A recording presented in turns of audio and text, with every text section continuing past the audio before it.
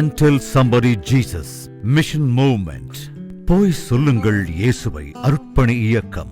யார் நமது காரியமாய் போவான் அறுப்பு மிகுதி. என் இந்தியா என் தேவாதி தேவனுக்கே என்ற தாகத் தேடலுடன் தேடி அலைவோரின் எழுச்சிச் சங்கமமே போய் சொல்லுங்கள் அருட்பணி இயக்கமாகும். Go and tell somebody. அலுவலக முகவரி Go and tell somebody missionary movement. Plot number 81 Bharati Nagar 5 KTC Nagar North Tirunelveli 627011. Cell 9941 24213.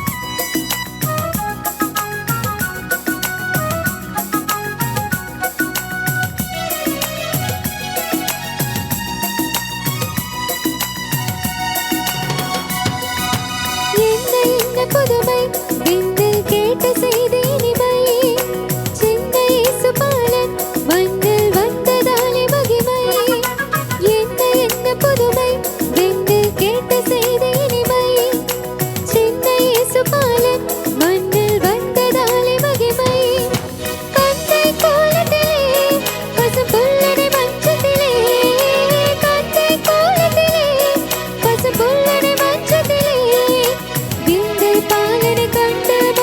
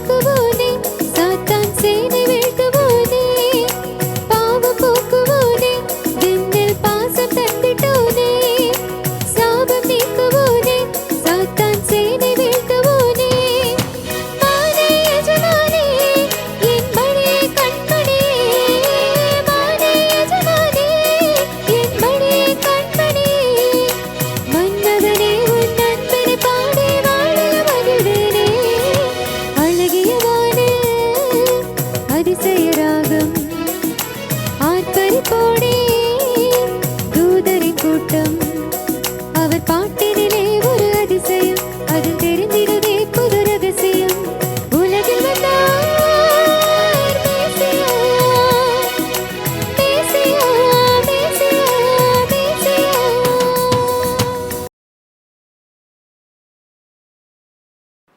கிறிஸ்துவுக்குள் எனக்கு மிகவும் பிரியமானவர்களே, கர்த்தராகிய இயேசு கிறிஸ்துவின் இனிதான நாமத்தினாலே இந்த நல்ல நாளின் நல்ல வேளையிலே go and tell somebody Jesus என்ற மிஷனரி ஸ்தாபனத்தின் சார்பாக இந்த நிகழ்ச்சிக்கு உங்களை வாழ்த்துவதிலே வரவேற்பதிலே மகிழ்ச்சி அடைகிறோம்.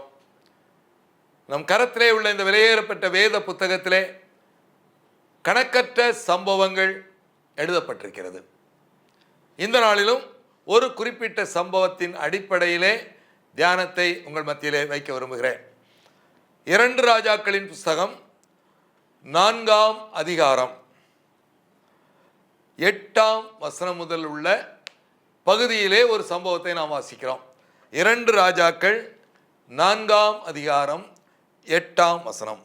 பின்பு ஒரு நாள் எலிசா சூனேமுக்கு போயிருக்கும்போது அங்கே இருந்த கனம் பொருந்திய ஒரு ஸ்திரீ அவனை போஜனம் பண்ண வருந்தி கேட்டுக்கொண்டாள்.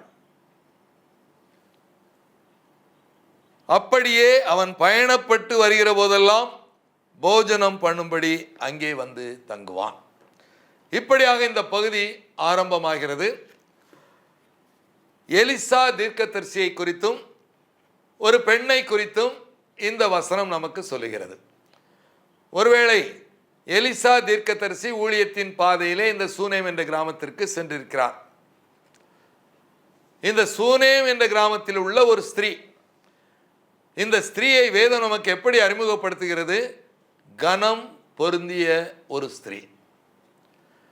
வேதமே ஒரு பெண்ணை கனம் பொருந்தியவள் என்று சொன்னால் அந்த பெண்ணுடைய குணாதிசயங்கள் எப்படி இருந்திருக்க முடியும்? ஒரு எக்ஸம்ப்ளரி கேரக்டர், இன்று காண கிடைக்காத ஒரு குணாதிசயத்தை கொண்ட ஒரு பெண். எனவேதான் வேதம் அவளை கனம் பொருந்திய ஸ்திரீ என்று நமக்கு அறிமுகப்படுத்துகிறது. இந்த ஸ்திரீயுடைய பெயர் அதன் பின்பாக வேதத்திலே குறிப்பிடப்படாத காரணத்தினால் இவளை வேதம் ஊரின் பெயரை வைத்து சூனேமியாள் என்று அழைக்கிறது. சூனேமியாள் என்று அழைக்கப்பட்ட இந்த கனம் பொருந்திய ஸ்திரீ ஊழியத்தின் பாதையிலே தன் கிராமத்திற்கு வந்த எலிசா தீர்க்கதரிசியை தன் இல்லத்திற்கு உணவு அருந்தும்படியாய் வருந்தி அழைத்து கொண்டு சென்றாள் என்று பார்க்கிறோம். ஒரு ஊழியக்காரன் உபசரிக்கப்படுகிறான், திருச்சபையின் குடும்பத்தினாலோ தனிநபரினாலோ. மிகவும் நல்லது. இப்படி முதல் முறையாய் ஒரு ஊழியக்காரனை உபசரிக்கும் பொழுது வேறு எதை குறித்தும் யோசிக்க வேண்டாம், தாராளமாய் உபசரிக்கலாம். ஆனால் அதன் பின்பாக அவள் தன் புருஷனை நோக்கி, இதோ நம்மிடம் எப்பொழுதும் வந்து போகிற தேவனுடைய மனுஷனாகிய இவர் பரிசுத்தவான் என்று காண்கிறேன். முதல் முறை எலிசா வந்து சாப்பிட்டு விட்டு போய்விட்டார். அதன் பின்பாக பல முறை வந்து சென்றார். ஒவ்வொரு முறையும் சூனேமியாவுடைய வீட்டில் தான் உணவு அருந்தினார். இப்படி பல முறை வந்த பின்பாக, வந்து சென்ற பின்பாக சூனேமியாள் தன் புருஷனை நோக்கி, எப்பொழுதும் நம்மிடம் வந்து போகிற இந்த தேவனுடைய மனுஷன் பரிசுத்தவான் என்று காண்கிறேன். ஒரு ஊழியக்காரனை முதல் முறையாய் பார்க்கும் பொழுது அவன் நல்லவனா கெட்டவனா, உண்மையான ஊழியக்காரனா மாய்மாலக்காரனா என்று தெரியாது, தெரிந்து கொள்ள முடியாது, தெரிந்து கொள்ள வேண்டிய அவசியமும் இல்லை. முதல் முறை, அதுதான் முதல் முறையாய் ஊழியக்காரனை பார்க்கிறோம். சந்தோஷமாய் அவனை உண்மையான ஊழியக்காரனாய் ஏற்று உபசரிக்கலாம், இல்லத்திற்கு அழைத்து செல்லலாம், உணவு கொடுக்கலாம், ஏன் காணிக்கை கூட கொடுக்கலாம். ஆனால் அதன் பின்பாக அந்த ஊழியக்காரன் தொடர்ந்து வருவானானால் அந்த ஊழியக்காரன் நல்லவனா கெட்டவனா என்று நிர்ணயம் பண்ண வேண்டியது, முடிவு செய்ய வேண்டியது உங்களுடைய கரத்திலே இருக்கிறது. அதிலே தவறு செய்தால் உங்களுடைய ஆவிக்குரிய வாழ்க்கை பரிதாபமான இடத்திற்கு போய்விடும். சூனேமியாள் தம்மிடம் வந்து சென்ற அந்த தேவனுடைய மனுஷனை பரிசுத்தவான் என்று காண முடிந்தது. ஒருவேளை இந்த நாட்களின் காரியங்களை குறித்து அதிகமாக பேச நான் விரும்பவில்லை. இன்று திருச்சபை மக்கள் செய்யும் மிகப்பெரிய தவறு, தவறான ஊழியக்காரர்களை தாங்குவதும் சுமப்பதும் வரவேற்பதும் உபசரிப்பதும் கணக்கற்ற பணங்களை தாராளமாய் கொடுப்பதும் நடந்து கொண்டிருப்பதை பார்க்க முடியும். உண்மையான ஊழியக்காரர்கள் எங்கோ அமைதியாய் திரைமறைவிலே ஆண்டுடைய கனமான ஊழியத்தை உற்சாகத்தோடு நிறைவேற்றி கொண்டிருக்க, பிரபலங்களும் விளம்பரத்தின் மத்தியில் ஆள் உயர கட் அவுட் வைத்து ஊழியங்களை நடத்துபவர்களை என்று திருச்சபை மக்கள் தாராளமாய் உபசரிக்கிறார்கள், தூக்கி சுமக்கிறார்கள். அது அவர்களுடைய பொறுப்பு. ஆனால் வேதம் அப்படி சொல்லவில்லை. எப்பொழுதும் நம்மிடம் வந்து போகிற இந்த தேவனுடைய மனுஷன் பரிசுத்தவான் என்று காண்கிறேன். எனவே எங்கிருந்தோ வருகிறார், உணவு மாத்திரம் கொடுக்கிறோமே, என்ன நியாயம்? வீட்டின் மேலே மாடியிலே ஒரு அறையை கட்டுவோம், ஒரு கட்டிலை போடுவோம், ஒரு மேஜையை வைப்போம், ஒரு குத்து விளக்கை வைப்போம். அவர் வரும் பொழுதெல்லாம் ஓய்வெடுத்து விட்டு செல்லட்டும். எங்கிருந்தோ வருகிறார், களைப்போடு வரும் ஒரு ஆண்டவருடைய பிள்ளைக்கு, ஊழியக்காரனுக்கு, தேவனுடைய மனுஷனுக்கு உணவு மட்டும் கொடுப்பது எந்த விதத்திலும் சரியில்லை. இன்னும் அதிகமாய் அவருக்கென்று ஏதாவது செய்ய வேண்டும். மாடியிலே ஒரு அறையை கட்டுவோம். புருஷனிடம் அனுமதி கேட்கும் சூனேமியாள் புருஷனோடு இணைந்து இந்த காரியத்தை செய்ய தன்னை அர்ப்பணிக்கும் ஒரு சூனேமியாள். முதல் முறை உணவு அருந்து அழைக்கும் பொழுது புருஷனிடம் கேட்க வேண்டிய அவசியமும் இல்லை, தவறும் இல்லை. அதன் பின்பாக அவரை பரிசுத்தவான் என்ற கண்ட பின்பாக அவருக்கு இன்னும் அதிகமாய் செய்ய தன்னை அர்ப்பணித்தாள். இப்பொழுது மாடி அறை கட்டப்பட்டது. எலிசா எப்பொழுதெல்லாம் சூனேமுக்கு வந்தாரோ அப்பொழுதெல்லாம் சூனேமியாவுடைய வீட்டிலே தங்கினார் என்று பார்க்கிறோம், மாடியிலே. இப்படி பலமுறை வந்து சென்ற பின்பாக எலிசா தன் வேலைக்காரனாகிய கேயாசியை கூப்பிட்டு, இப்போ நம்ம வரும்பொழுதெல்லாம் அந்த அம்மா விழுந்து உபசரிக்கிறாள, அவளை கூப்பிடுப்பா, அவளுக்கு ஏதாவது செய்யணும், அவளுக்கு ஏதாவது செய்ய வேண்டும். இப்பொழுது சூனேமியாள் மாடிக்கு அழைக்கப்படுகிறாள். மாடியிலே வந்து நிற்கிறாள். மாடியிலே வந்து நின்ற சூனேமியாளை பார்த்து எலிசா பேசியதாக வேதத்தில் எழுதப்படவில்லை. மாறாக எலிசா கேயாசியை பார்த்து, இதோ இப்படிப்பட்ட சகல சலக்கரணையோடும் எங்களை விசாரித்து வருகிறாயே, உனக்கு நான் என்ன செய்ய வேண்டும்? ராஜாவிடத்திலாவது சேனாதிபதியிடத்திலாவது உனக்காக நான் பேச வேண்டிய காரியம் உண்டோ என்று அவளை கேள் என்றான். ஒருவேளை பெண்கள் ஆண்களுக்கு முன்பாக முகமாக அந்த நாட்களிலே நிற்பதில்லை, அப்படிப்பட்ட ஒரு காலகட்டங்கள். எனவேதான் எலிசா கேயாசியிடம் சொல்லி சூனேமியாவிடம் கேட்க சொல்கிறார். என்ன வேணும் கேளு, என்ன வேணாலும் கொடுக்கலாம். ராஜாவிடம் ஏதாவது காரியம் ஆகணுமா, சேனாதிபதியிடம் ஏதாவது காரியம் ஆக வேண்டுமா, என்ன வேண்டுமானாலும் கேள். ராஜ்யத்திலே பாதி கேட்டாலும் கிடைக்கும். ஏன், அந்த நாட்களிலே தீர்க்கதரிசியுடைய வார்த்தைகளுக்கு ராஜாக்கள் நடுங்கிய காலம். என்ன கேட்டாலும் கிடைக்கும். அப்படிப்பட்ட சந்தர்ப்பம், வாய்ப்பு, தருணம் சூனேமியாளுக்கு கொடுக்கப்பட்டது. சூனேமியாள் சொன்ன பதில் என் ஜனத்தின் நடுவே நான் சுகமாய் குடியிருக்கிறேன். என் ஜனத்தின் நடுவே நான் சுகமாய் குடியிருக்கிறேன். போங்கய்யா, எனக்கு ஒன்றும் வேண்டாயா, நான் சந்தோஷமா இருக்கேன். எப்படிப்பட்ட பதில்? எப்படிப்பட்ட சந்தர்ப்பத்திலே சொல்லப்பட்ட பதில்? என்ன வேண்டுமானாலும் கேள், எது கேட்டாலும் கிடைக்கும் என்ற சூழ்நிலையிலே எனக்கு எதுவும் தேவையில்லை, நான் சுகமாய் வாழ்ந்து வருகிறேன், சந்தோஷமாய் மகிழ்ச்சியாய் மனரம்யமாய் வாழ்ந்து கொண்டிருக்கிறேன், எனக்கு எதுவும் வேண்டாம் என்று யார் சொல்ல முடியும்? சொல்லிட்டு வேகமாக இறங்கி போயிட்டா. இப்பொழுது கேயாசி, அவளுக்கு ஒரு குழந்தை இல்லை, அவளுடைய கணவனும் வயதில் பெரியவனாயிருக்கிறான், அதாவது இனி குழந்தை பெற்றுக்கொள்ளும் பாக்கியமும் அவளுக்கு இல்லை. எப்படிப்பட்ட குறை? ஈடு செய்யப்பட முடியாத ஒரு குறை, குழந்தை இல்லாத ஒரு குறை. இனியும் குழந்தை பெற்றுக்கொள்ளும் வாய்ப்பை இழந்த ஒரு தாய், ஒரு சகோதரி, ஒரு ஸ்திரீ இந்த எல்லா ஆசீர்வாதங்களின் மத்தியிலும் நான் சுகமாய் வாழ்ந்து கொண்டிருக்கிறேன் என்று சொல்வதற்கு விரல் விட்டு எண்ணக்கூடிய ஆட்கள் மாத்திரமே இருக்கிறார்கள்.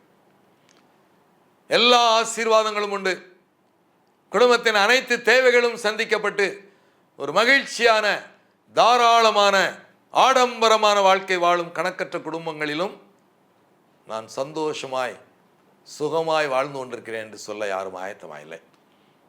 ஆனால் இந்த சூனேமியாளோ மிகப்பெரிய குறையை தன் வாழ்க்கையிலே வைத்துக்கொண்டு என் ஜனத்தின் நடுவே நான் சுகமாய் குடியிருக்கிறேன் என்றாள். இன்று தேவை சூனேமியாக்கள், பெண்கள் சூனேமியாளாக மாற வேண்டும். ஊழியக்காரனை உபசரிப்பதிலும், ஊழியக்காரனை நிதானிப்பதிலும், ஊழியக்காரனை குறித்து முடிவெடுப்பதிலும், உண்மையான ஊழியக்காரனுக்கு இன்னும் அதிகமாக செய்வதிலும்,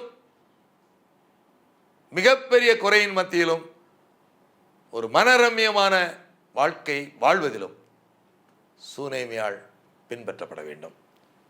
சூனேமியாளைப் போல இன்று பெண்கள் தேவை. இப்பொழுது எலிசா கேயாசியை மீண்டுமாக சூனேமியாளை மாடிக்கு அழைக்க சொல்கிறார். வந்த சூனேமியாளிடம், ஒரு உற்பவ கால திட்டத்திலே நீ ஒரு குமாரனை அணைத்து கொண்டிருப்பாய்.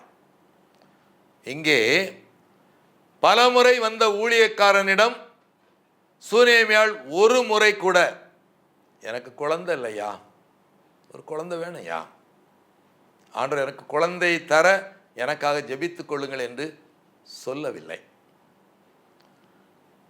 எலிசாவும் எனக்கு கொஞ்சம் சாப்பாடு கொடுமா, வெறும் சோறு மட்டும் குடிக்கமா, ரெஸ்ட் எடுத்துட்டு போறது கொஞ்சம் வசதி பண்ணி கொடுமா என்று கேட்கவில்லை.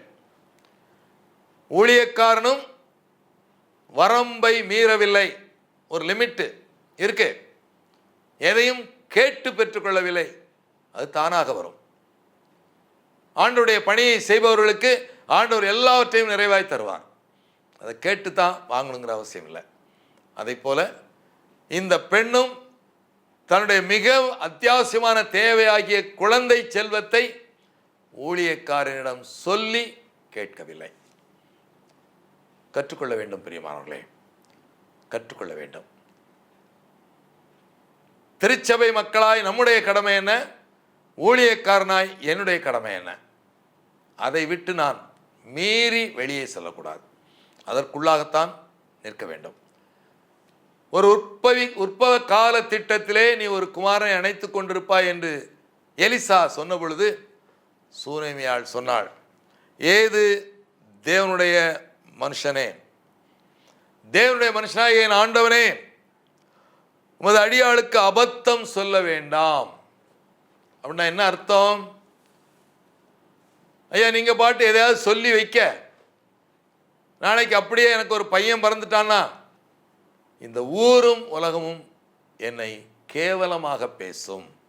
ஏனென்றால் என் கணவன் மூலமாய் குழந்தை பெற்றுக்கொள்ளும் தகுதியை இழந்தவள் நான், அவன் வயதில் பெரியவனாயிருக்கிறான், ஒரு குழந்தை பிறந்தால் தவறான வழியில் குழந்தை பெற்றெடுத்தாள் என்று இந்த ஊரும் உலகமும் என்னை தூற்றும், கேவலமாய் பேசும். அப்படி ஒரு நிலை எனக்கு வேண்டாம். எனவே அப்படியெல்லாம் சொல்லாதீங்க ஐயா என்று சொன்னாள். ஆனால் எலிசா சொன்னது தான். ஆண்டவருடைய உண்மையான ஊழியக்காரன். அவனுடைய வாயிலிருந்து வந்த வார்த்தையின்படியே சூனேமியாள் ஒரு குமாரனை பெற்றெடுத்தாள். அந்த பிள்ளை எப்படி வளர்த்திருப்பா? இனி வாய்ப்பே இல்லை என்ற சூழ்நிலையிலே அழகான ஒரு ஆண் பிள்ளை, ஒரு அப்படி பாசத்தை கொட்டி தகப்பனும் தாயும் வளர்த்திருப்பார்கள். இதிலே சந்தேகம் எதுவும் இல்லை. ஒருவேளை அந்த பிள்ளை வளர்ந்து ஒரு 7-8 வயசு இருந்திருக்கலாம். வயலிலே தகப்பனாவோடு இருக்கிறான். வயலில் வேலை நடந்துட்டு இருக்கு, அறுப்பு நடந்துகிட்டு இருக்கு. இப்பொழுது இந்த அருமையான மகனுக்கு தலை வலிக்கிறது. அப்பாட்ட போய், அப்பா தலை நோகிறது என்று சொல்கிறான். பொதுவாக இல்லங்களிலே பிள்ளைகள் தகப்பனிடம் வந்து இப்படியாக முறையிடும் பொழுது தகப்பன் என்ன சொல்லுவார்? சரி, இந்த அம்மையிட்ட கொண்டு கொடுத்துருப்பா, பிள்ளையை கொண்டு அம்மையிட்ட கொண்டு விட்டுரு. இதுதான் இன்றும் நடக்கிறது, அன்றும் நடந்தது. வேலைக்காரனை கூப்பிட்டு, அப்பா பிள்ளையை கொண்டு அம்மாட்ட கொண்டு விட்டுரு, பிள்ளைக்கு தலைவலிக்கான். பிள்ளை தாயுடைய மடியிலே படுத்து தலை நோகிறது என்று சொல்லி மரித்து போனான் என்று பார்க்கிறோம். எப்படிப்பட்ட பிள்ளை இவன்? இனியும் குழந்தை இல்லை என்ற சூழ்நிலையிலே ஆண்டவர் கிருபையாய் தந்த ஒரு பிள்ளை. அந்த பிள்ளை இப்பொழுது மரித்து விட்டான். ஒரு தாயின் துக்கம் எப்படி இருந்திருக்கும்? எப்படி அழுது புலம்பி இருப்பாள். தன் துக்கத்தை தாங்க முடியாமல் அவருடைய நடவடிக்கைகள் எப்படியெல்லாம் இருந்திருக்கும். இன்றைய பெண்ணாய் இருந்திருந்தாள். தலைவிரி கோலமாய் வாயில வந்ததெல்லாம் சொல்லியிருப்பாங்க. ஒருவேளை இன்னைக்கு அநேகர் சொல்வதை பார்க்கிறான், கடவுளே உனக்கு கண்ணு இல்லையா, காது இல்லையா, என் பிள்ளை எப்படி அநியாயம் அந்த சின்ன வயசுல எடுத்துட்டியே என்றெல்லாம் பல வார்த்தைகளை இன்று நாம் சமுதாயத்திலே பார்க்கிறோம். அலறி புலம்பி ஊரே கூடி அனைவருமாய் ஒப்பாரி வைத்து என்னவெல்லாமோ நடந்திருக்க வேண்டும். ஆனால் சூனேமியாளுடைய சம்பவத்திலே எதுவும் நடக்கவில்லை. மகன் மரித்து விட்டான். நிதானமாய் யோசித்தாள், என்ன செய்ய வேண்டும்? எனக்கு இப்பொழுது என் மகன் திரும்ப உயிரோடு தேவை. அதற்காக நான் என்ன செய்ய வேண்டும்? இது யாருக்கும் தெரியக்கூடாது, என் கணவன் உட்பட. தெரிந்தால் என் பிள்ளையை குளிக்கல வச்சு மூடு வரைக்கும் யாரும் சும்மா இருக்க மாட்டாங்க. எனவே யாருக்கும் தெரியக்கூடாது. பிள்ளையை எலிசாவுடைய கட்டிலே படுக்க வைத்து வீட்டை வெளிப்புறமாக பூட்டி வேலைக்காரனை கூப்பிட்டு, ஐயாட்ட போய், அம்மா ஊழியக்காரனை போய் பார்க்கணும், ஒரு கழுதையும் வேலைக்காரனும் வேணும், போ. வேலைக்காரன் போய் வயக்காட்டில் சொல்கிறான் எஜமான்ட்ட, ஐயா அம்மா ஒரு கழுதையும் ஒரு வேலைக்காரனு கேட்டாங்க. எதுக்குடா? ஊழியக்காரரை போய் பார்க்கணுமா? ஊழியக்காரனை பார்க்கணுமா? இன்னைக்கு அமாவாசையும் இல்லை, ஓய்வு நாளும் இல்லை, பிற எதுக்குடா அவள் பொண்ணு போய் கேட்டுவா? எதுக்கு பொண்ணு கேட்டுவா? இவன் வந்து அப்படியே சொல்லுகிறான், எல்லாம் சரிதான், போக வேண்டும், அவ்வளோதான், போகணும்யா. வேலைக்காரனும் அப்படியே வந்து எஜமானிடம் சொல்லுகிறான்.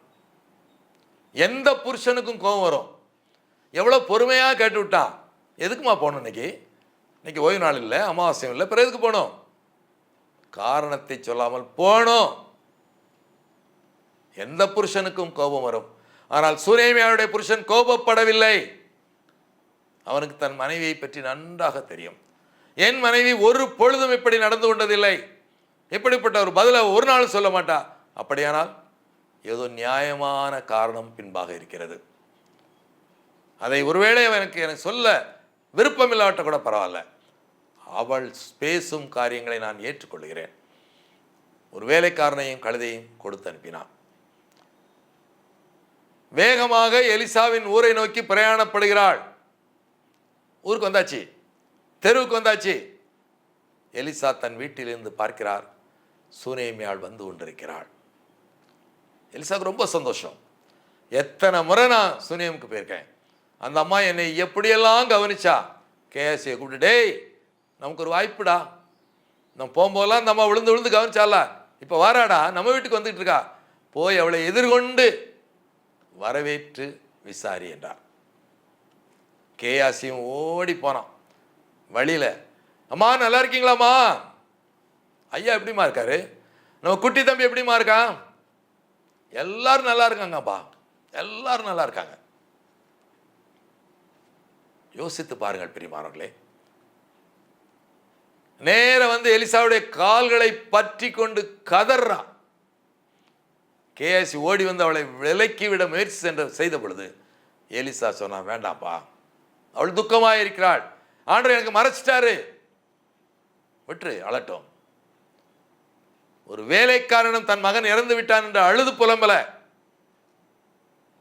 ஊழியக்காரனிடம், ஆண்டுடைய உண்மையான ஊழியக்காரனிடம் அழுது புலம்பினான். எலிசா அழகா கேஆசியை கூப்பிட்டு தன் தடியை கையில் கொடுத்து, போ பிள்ளை மேலே வை, பிள்ளை எழும்பிடுவான். அதெல்லாம் நான் போக முடியாது, நீங்க வரணும். சூனேமியாள் அதிலே உறுதியாய் நின்றாள். வேலைக்காரன் முன்னால் போயிட்டான். இப்பொழுது சூனேமியாளும் எலிசாவும் பிரயாணப்படுகிறார்கள். இவன் போய் ஐயா சொன்ன மாதிரி செஞ்சு பார்த்தாங்க, ஒன்றும் நடக்கலை, திரும்பி வந்துட்டான். எதுக்கு வாரான்?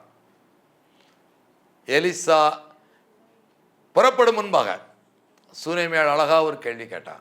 ஐயா, நீங்கள் எத்தனை தடவை என் வீட்டுக்கு வந்தீங்க ஐயா, என்னைக்காவது ஒரு நாள் எனக்கு பிள்ளை இல்லையா, ஒரு குமாரன் வேணும்னு கேட்டனா? இப்போ கேட்குறேன், என் பிள்ளை எனக்கு வேணும், இப்போ கேட்குறேன், என் பிள்ளை எனக்கு வேணும். எங்கே பேச வேண்டும், எப்படி பேச வேண்டும் என்பதை மிக அழகாய் வாழ்க்கையிலே வாழ்ந்து காட்டிய ஒரு சூனேமியாள். எலிசா வீட்டிற்கு வந்தார். எலிசா கேயாசியை தவிர யாரும் அறைக்குள் அனுமதிக்கப்படவில்லை. எலிசா என்ன பண்ணாருங்கிறத வேதம் அழகாக சொல்லுகிறது. பிள்ளையை உயிரோடு எழுப்பிவிட்டார். பிள்ளை உயிரோடு எழும்பினான். கேயாசி கூட்ட, அந்த அம்மாட்ட பிள்ளையை தூக்கி கொடுப்பா.